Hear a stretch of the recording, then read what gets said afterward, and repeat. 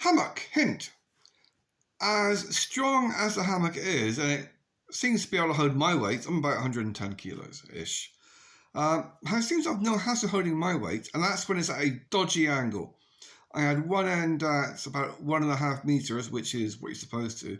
The other end, I had no option but to tie it to the roof of the house. So it was about 3 meters high. So it was comfy, but not exactly the best evening of the stress points.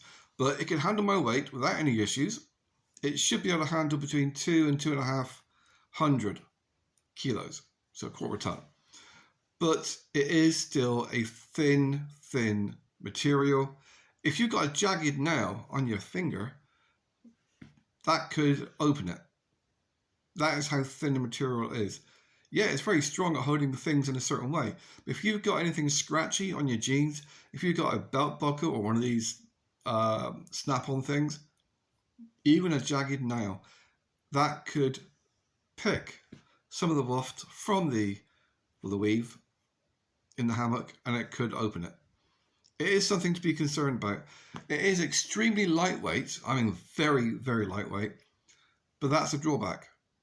It means it is going to be susceptible to, I don't know, an inquisitive squirrel or something else. So watch your nuts.